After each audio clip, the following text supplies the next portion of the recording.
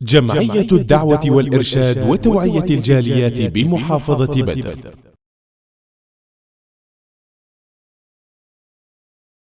الحمد للہ رب العالمین والصلاة والسلام علی اشرف الانبیاء والمرسلین اما بعد.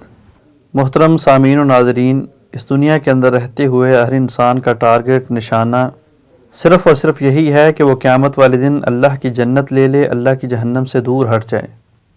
اور ایک مخلص مومن انسان ہر وقت ایسے اعمال کی تلاش میں رہتا ہے جو اس کی اس خواہش کو، اس کوشش کو عملی جامہ پہنا سکے.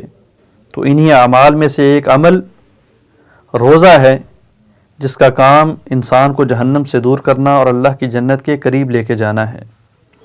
آقا علیہ الصلاۃ والسلام نے فرمایا کہ جس انسان نے اللہ کو راضی کرنے کے لیے، اللہ کا پیار اور اللہ کی خوشنودی حاصل کرنے کے لیے ایک دن کا نفلی روزہ رکھا، اللہ تعالیٰ اس انسان کے درمیان اور جہنم کے درمیان زمین و آسمان جیسی مسافت کی خندق کھود ڈالتے ہیں.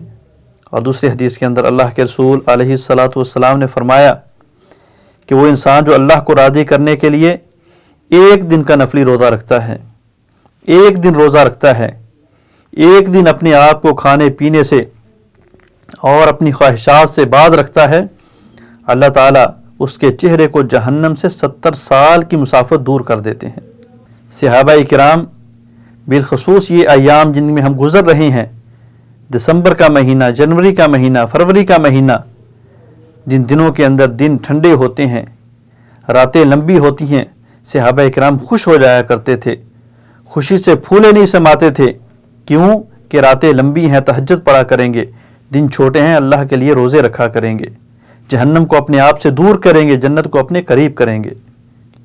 اسی لیے شریعت کے اندر آقا علیہ الصلاۃ والسلام نے اکثر گناہوں کا کفارہ وہ روزوں کو رکھا ہے. قسم کا کفارہ ہے، زہار کا کفارہ ہے.